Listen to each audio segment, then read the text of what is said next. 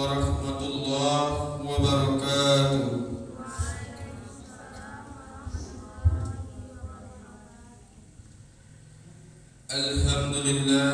Alhamdulillahi rabbil alamin wa bihi nasta'inu ala umuri dunya waddin.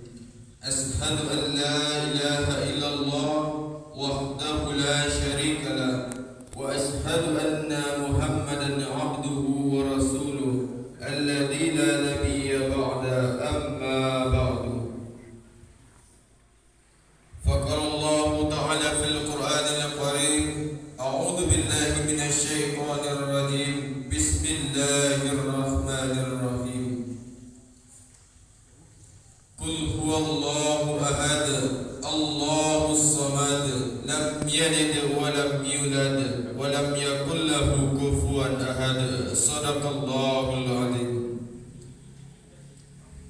Puji beserta rasa syukur marilah sama kita ucapkan atas kehadiran Allah Subhanahu wa taala yang telah melimpahkan rahmat dan karunia-Nya kepada kita semua, sehingga dengan nikmat yang Allah berikan dan dengan keyakinan dalam hati kita dapat melangkahkan kaki menuju masjid yang kita cintai ini dalam rangka melaksanakan salat maghrib secara berjamaah yang alhamdulillah telah selesai kita laksanakan. Salawat beserta salam semoga selalu dicurahkan oleh Allah buat junjungan umat Islam sedunia, yakni Nabi Allah Muhammad sallallahu alaihi wasallam. Yang semua kami hormati, ibu ataupun masyarakat yang hadir dan para hadirin, semoga dapat dirahmati oleh Allah. Baiklah, tanpa memperpanjang kata-kata mukadimah, langsung saja kita masuk kepada inti pembahasan kita pada malam hari ini, dengan judul penyakit yang berkembang biak di tengah masyarakat yang sulit untuk dihilangkan. Dengan berlandaskan kepada Al-Quran surah Al-Hujurat ayat 12, di sana Allah menerangkan beberapa bahayanya penyakit yang selalu berkembang biak di tengah masyarakat yang itu sulit untuk dihilangkan. Dan ayat tersebut Allah jelaskan yang berbunyi Bismillahirrahmanirrahim. Ya ayyuhalladzina amanu ijtanibu katsiran minadh-dhanni inna ba'dadh-dhanni ithmu wa la tajassasu wa la yaghtab ba'dukum ba'da ayyuhibbu ahadukum ay ya'kula lahma akhihi maytan fakharitumu wattaqullaha innallaha tawwabur rahim. Yang artinya, wahai orang-orang yang beriman, jauhilah segenap dari prasangka. Sesungguhnya sebagian dari prasangka itu adalah dosa. Dan janganlah kamu mencari kesalahan orang lain, dan janganlah kamu menggunjing sebagian yang lain. Apakah ada di antara kamu yang mau memakan daging bangkai saudara kamu yang sudah mati? Tentu kamu merasa jijik. Dan bertakwalah kepada Allah. Sungguh Allah Maha Penerima Taubat, Maha Penyayang.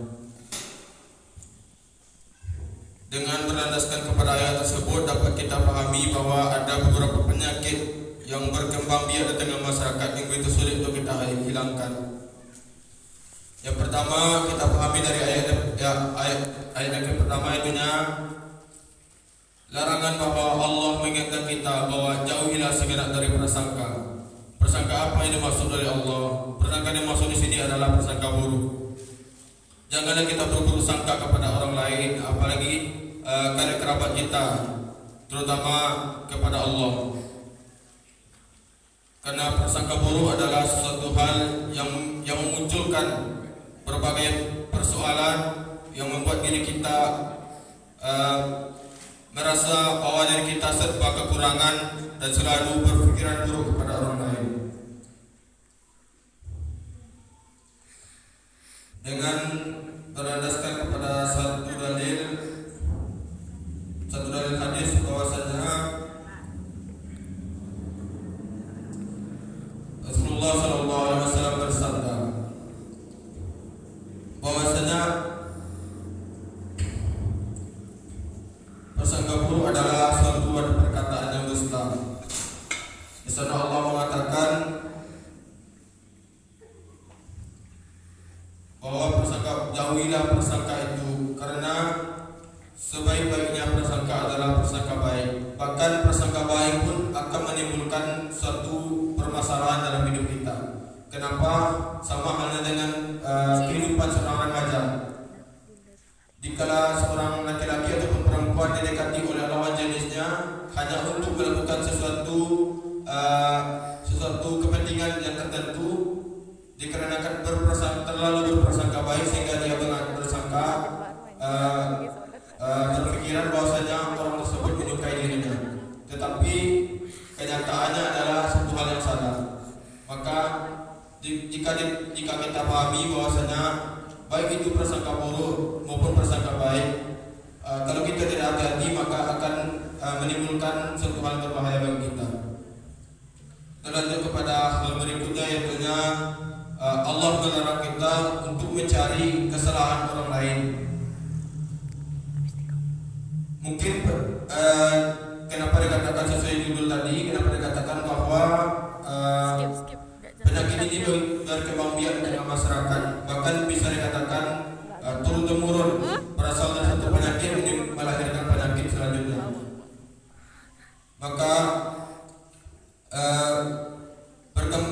dilarang untuk mencari kesalahan orang lain tersebut berawal dari berprasangka buruk terhadap orang lain.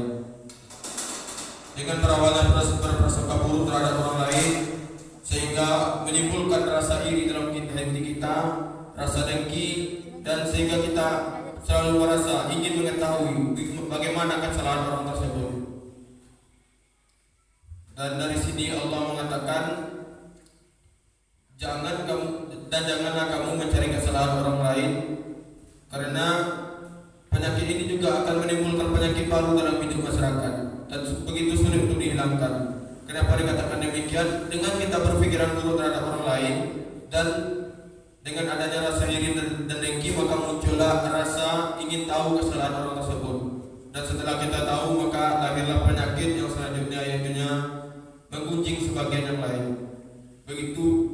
Begitu jelasnya Allah menerangkan bahwa buruknya menggunjing orang lain adalah sama halnya dengan kita memakan daging bangkai saudara kita yang sudah mati. Jangankan bangkai saudara kita, melihat bangkai saja kita tidak sanggup, apalagi memakannya. Begitulah istilah yang disampaikan Allah dalam Quran surat tersebut. Dengan demikian bahayanya penyakit menggunjing orang lain, dan ini pada umumnya adalah terjadi di tengah masyarakat. Mungkin selama ini kita ketahui adalah berkumpulnya satu orang atau dua orang yang perempuan, itu akan menimbulkan suatu hal yang buruk tersebut, yaitu menggunjing. Namun pada dasarnya tidak hanya, jika kita lihat sekarang, tidak hanya perempuan yang menggunjing, bahkan laki-laki pun ada. Jadi begitulah susahnya untuk menghilangkan penyakit tersebut. Mungkin ada 3 penyakit yang dijelaskan oleh Allah dalam Quran surah Al-Hujurat tersebut. Dan sebelum kita masuk kepada solusi utama untuk menghilangkan penyakit tersebut, terutama Allah telah menjelaskan sebelum di surah Al-Hujurat ayat 12 tersebut, dan di surat yang sama Allah jelaskan dalam Quran surah Al-Hujurat ayat 10 bahwasanya, wahai orang yang beriman, damaikan di antara saudaramu yang berselisih.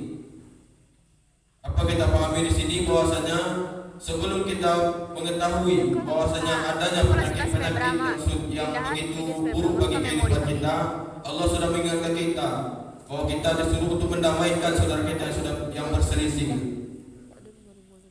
Padahal begitu pentingnya Allah mengingatkan kita mendamaikan. Bila kata mendamai ini kita pahami bahwasanya kita itu untuk diperintahkan Allah atau diingatkan Allah untuk mencari solusi dalam sebuah masalah, membantu orang lain untuk menyelesaikan masalah kita. Namun jika kita tidak hati-hati, kita akan masuk kepada dasar ataupun Hal pertama yang menyebabkan kita memiliki penyakit tersebut. Dan untuk mengatasi penyakit tersebut atau menyembuhkannya adalah sesuai dengan akhir ayat tersebut. Allah mengatakan, bertakwalah kepada Allah, sungguh Allah itu Maha penerima taubat, Maha penyayang.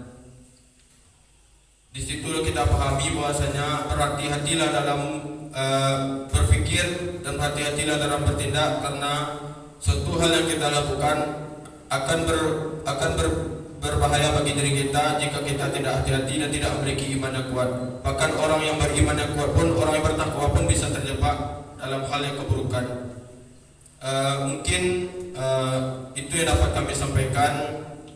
Sedikit kesimpulan bahwasanya intinya dari yang dapat kita ambil dari makna ayat tersebut adalah ada 3 penyakit yang berkembang di tengah masyarakat yang begitu sulit kita hilangkan dan umumnya terjadi sampai sekarang. Yang pertama yaitunya larangan untuk berprasangka buruk. Yang kedua, larangan mencari kesalahan orang lain, dan yang terakhir adalah larangan menggunjing keburukan orang lain. Mungkin itu yang dapat kami sampaikan. Salah dan jaga mohon maaf. Wabillahi taufiq wal hidayah. Wassalamualaikum warahmatullahi wabarakatuh.